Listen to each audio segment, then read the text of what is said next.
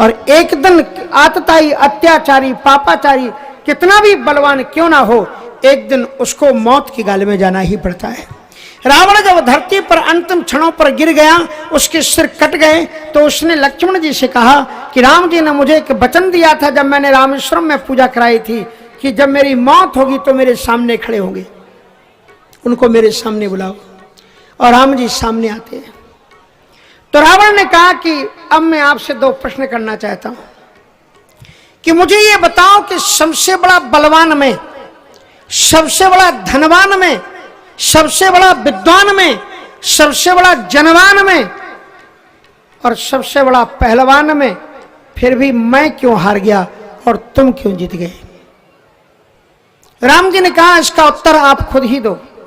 तो रावण ने कहा तो मैं अपनी बुद्धि से उत्तर देता हूं कि कोई व्यक्ति कितना भी बड़ा धनवान हो जाए, कितना बड़ी बलवान हो जाए और कितना बड़ा विद्वान हो जाए, लेकिन दो बाण अगर उसके ऊपर में नहीं है, उसके पास में, हे राम तुम धनवान थे कि नहीं एक अलग बात है, तुम बलवान थे कि नहीं अलग बात है, लेकिन दो चीजें तुम्हारे पास में थी, तुम चरित्रवान थे और धर्मवान थे। इसलिए कोई कितना भी बलवान, धनवान, विद्वान हो, लेकिन यदि चरित्रवान नहीं है, धर्मवान नहीं है, तो एक दिन उसको उसी तरह से परास्त होना पड़ेगा जैसे आज मैं हो रहा हूं। रावण ने फिर एक प्रश्न और पूछा कि मुझे उत्तर दीजिए, कौन जीता कौन हारा?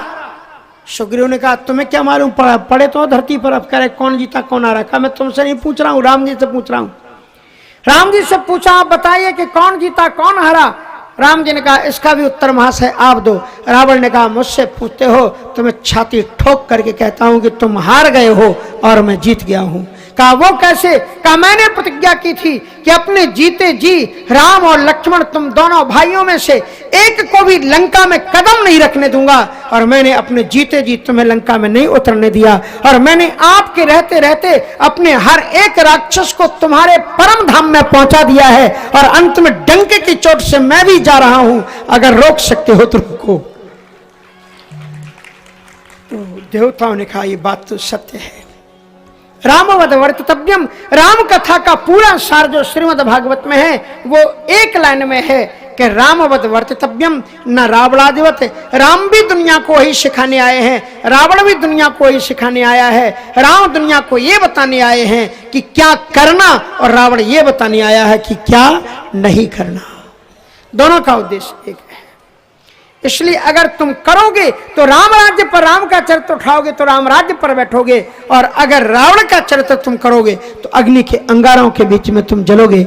नान्या पंथा विद्यते अयनाय। राम का अद्भुत राज्य हुआ है, आज तक ऐसा राज्य न भूतो न भविष्यति। अद्भुत राम की कथा श्रीमद् भागवत के अंतर्गत है। इसके बाद में भगवान श्री राम जी ने अपने पुत्रों को, जो चार भाई थे, चारों भाइयों के दो दो पुत्रों को अलग अलग दिशाओं का राज्य दिया है। और राम जी के जो बड़े पुत्र थे कुश, कुशस्य चात तस्मान निषदस्तत नवो नवः पुंडरीकोऽथ तत्पुत्रा क्षैम धन्वा भवत्ततः। कुश के जो पुत्र हुए, कुशस्य चात तिथि, कुश के पुत्र तिथि हुए, कुशस्य चात तस्मात् तत्सुतो नभः। और उनके पुत्र कौन हुए? नभ। और नभ के निषद, और निषद के नभ, और नभ के पुंडरीक, और पुंडरीक के क्षैम धन्वा आदि राजा आगे चल करके इस वंश में आगे चले। आगे कहते हैं निमिरिक्ष्वाकु तनयो, जो इक्ष्वाकु के तनय थे निमि।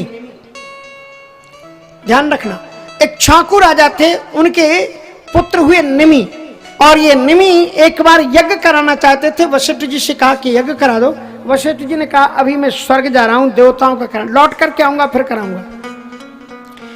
इंद्र ने सोचा शरीर क्षण भंगुर है, काल करे सो आज कर, आज करे सो अब। गुरु जी का तो पता नहीं कर्मकांड कराने गए कब लौट करके आए, इसलिए चलो हम कोई दूसरे पंडित जी को बुला करके अपना कर्मकांड करा लेते हैं। सो दूसरे पंडित जी को बुला करके उन्हें यज्ञ करवा लिया।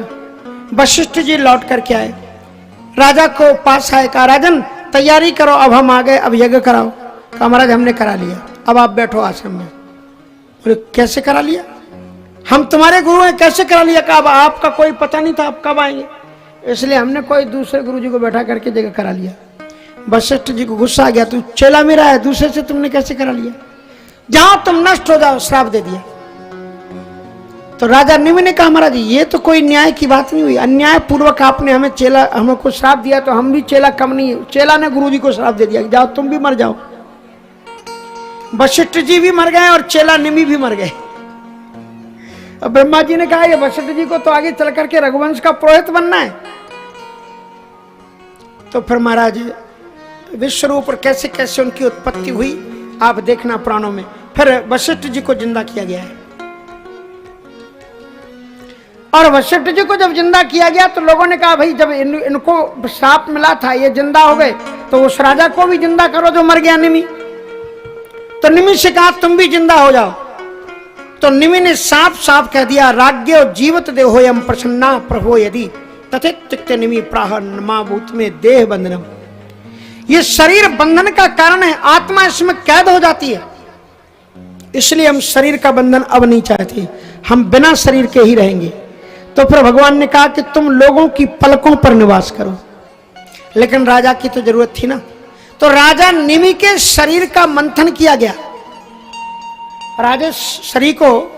राजा निमि के शरीर का मंथन किया गया, और राजा निमि के शरीर का मंथन करके जो राजा प्रकट हुआ, जन्मनः जनकाशो भूत वैदेहस्तु विदेह जान,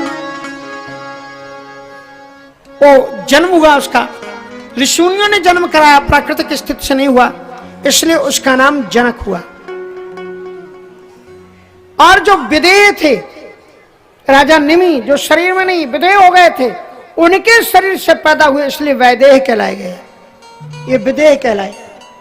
और मिथिलो मथनात जाता, इनको शरीर का मंथन करके, मैथिल संस्कृत में मिथिला कहते हैं, मिथिल कहते हैं मंथन, मंथन को मिथिलो मथनात, इनको मथन करके फिर पैदा किया गया, इसलिए इनका नाम एक मिथिला हुआ। मिथिला ये न निर्मिता, और इन्हीं के द्वारा जनकपुरी का निर्माण किया गया। ये परंपरा आगे चल करके बताई जाती है।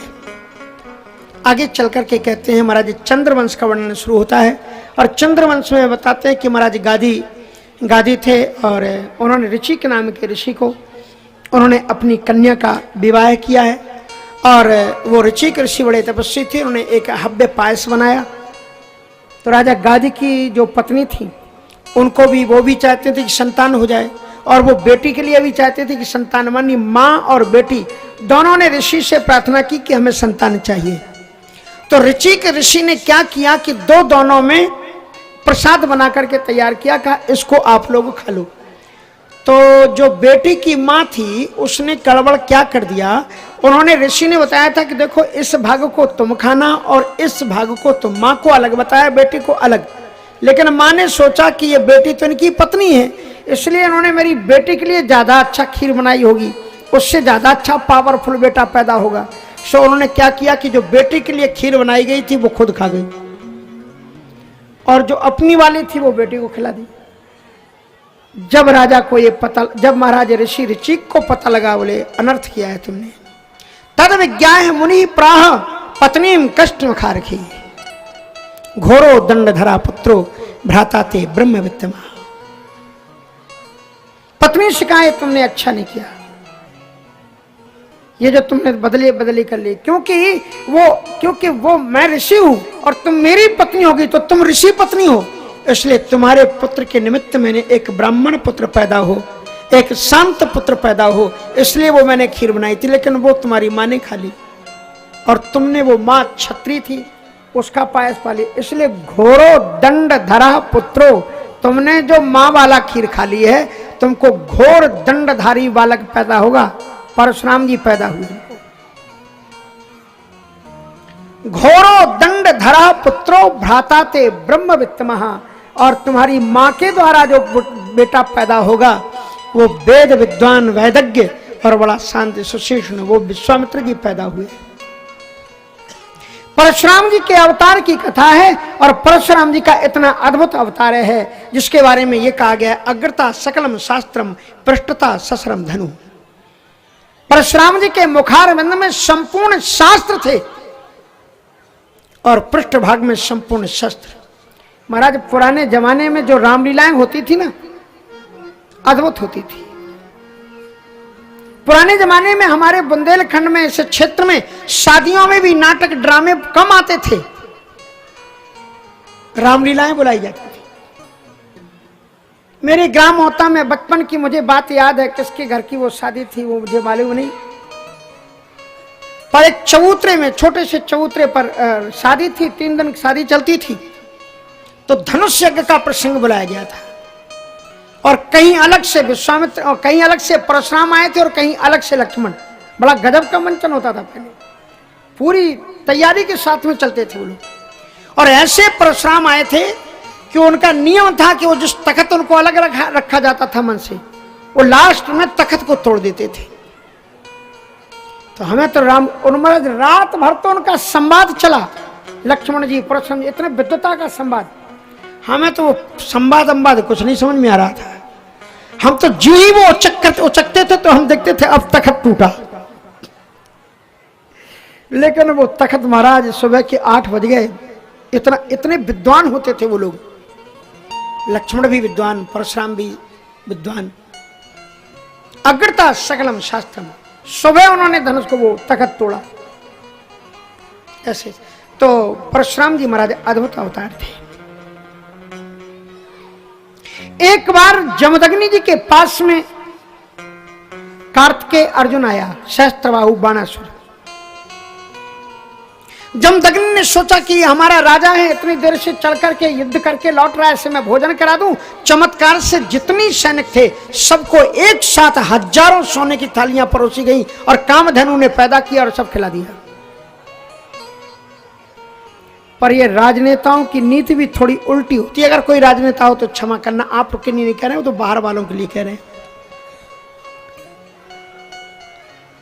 कि महात्माओं ने अगर ज्यादा वैभव महात्माओं का देख लिया तो सामने तो कहेंगे ठीक है, पीछे कहेंगे देखो जो महात्मा कैसे आराम कर रहे हैं। सो वो राजा खूब खाया पिया, पूरी सेना की खूब खातिरदारी हुई। और खातिरदारी होने के बाद में राज को सुबह उसको निकलना था, तो वो राजा आया जमदग्नि ऋषि के पास। बोले महाराज बड़ा अच्छा रहा आपके आश्रम में हम लोग ठहरे, एक बात मैं पूछूं आपसे। बोले हाँ पूछो। ये आपने 2 घंटे के अंतर्गत हमारे हजारों सैनिकों को सोने की थाली में भोजन कैसे कराया, इसका राज बताओ। जमदग्नि ऋषि ने कहा कि हमारे पास में एक गाय है कामधेनु, उससे जो मांगो तत्काल पैदा हो जाता है। ऐसी गाय आपके पास में हजारों लोगों को भोजन करा दिया। बोले हाँ। तो बोले महाराज आप जैसे बाबा को उस गाय की क्या जरूरत है? अरे ऐसी गाय तो हम राजाओं को चाहिए, हमारे यहाँ इतने सैनिक रहते हैं, इतनी प्रजा रहती है, इतने वेतन बांटने पड़ते, इतने काम करने पड़ते हैं, आप तो बाबा जी जंगल में, वो गाय हमको दे दो। कहा महाराज गाय हमारे यज्ञ का आधार है, उसके घी से हम हवन करते हैं, उसके घी से हम भोग लगाते हैं, उससे घी से हम स्नान, पंचामृत बनता है, गाय के गौमूत्र से स्नान करते हैं। बोले महाराज बातें मत बनाओ, हम तो ले जाएंगे उसको। और महाराज जब उनका नहीं माने तो भयानक युद्ध हुआ। और भयानक युद्ध हुआ तो कामधेनु गाय की सेना निकली उसके कानों से और सारी सेना को पराजित कर दिया। राजा लज्जित होकर के लौट गया। दूसरे दिन राजा के पुत्रों ने सुबह ऋषि यज्ञस्थली में बैठ करके हवन कर रहे थे, संध्या में बैठे हुए ध्यान कर रहे थे। उसी समय कार्तवीर्य अर्जुन के पुत्रों ने ऋषि जमदग्नि के सिर को काट दिया और गाय को ले गए। परशुराम जी महाराज बाहर थे। परशुराम जी जब लौट करके आए और उन्होंने जब ये देखा कि माता ने रेणुका दुख शोकार्ता निघ्नन्त्यात्मानमात्मनः राम रामेति तातेति बिच को सोच कही सती। हे राम, मेरे बेटे राम, ओ राम आओ बचाओ मुझे। और जब परशुराम जी को माँ की दर्द भरी आवाज आई तो परशुराम जी ने देखा मेरे पिताजी का सिर कटा हुआ धरती पर पड़ा हुआ है। परशुराम जी ने फरसा उठा लिया, त्रिशब्द कृत्वा पृथ्वी में कृत्वा नी क्षत्रियाम प्रभु समंत पंच के चक्रे शोणतो दान हृदान नपो, 21 बार क्षत्रियों से विहीन धरती को किया। और महाराज उन्होंने कुरुक्षेत्र में 5 क्षत्रियों के रक्त से तालाब भर दिया। पर ऐसा मत सोचना कि परशुराम जी ने सभी क्षत्रियों को मारा था, जो अच्छे मार्ग पर चलने वाले थे, जो प्रजा का ध्यान रखने वाले थे, ऐसे राजाओं को नहीं मारा, नहीं तो दशरथ जी राजा जनक जैसे राजा कैसे होते। बुनी राजाओं को मारा जो अपनी प्रजा के ऊपर अत्याचार करते थे। प्रजा के ऊपर अत्याचार राजा लोग कैसे करते थे मालूम है? आप बताओ ताजमहल कैसे बना? जिन लोगों ने ताजमहल बनाया उनको पुरस्कार क्या दिया गया मालूम है आपको? उनके हाथ काट लिए गए। ये जितनी जितनी गढ़ियां बनी हुई हैं, पहाड़ों पर महल बने हुए, उस समय मशीनें नहीं थी, मजदूरों को पत्थर जबरन कोड़े मार मार करके उन्हें ऊपर ले जाया जाता था, और अगर कहीं वो खिसक जाए तो कितने मजदूर उसी में दब जाते थे, मर जाते थे। राजा अपने शौक के लिए सब करवाते थे। परशुराम जी महाराज ने ऐसे राजाओं के अलग ऑफिस खोल दिया, और जिस प्रजा ने आकर के शिकायत की कि महाराज मेरा राजा कुछ ना होने पर भी टैक्स मांगता है, ना मांगो तो मारता है, बहु बेटियों को उठा के ले जाता है, परशुराम जी से वार्निंग, युद्ध, और फिर खत्म। सीधा शॉर्टकट रास्ता था परशुराम जी का। अग्रता सकलम शास्त्रम पृष्ठा। ऋषि मुनियों की जो गुरुकुल के पढ़ने वाले स्टूडेंट थे, उन्हीं की सेना तैयार की ऋषि मुनि वालों को।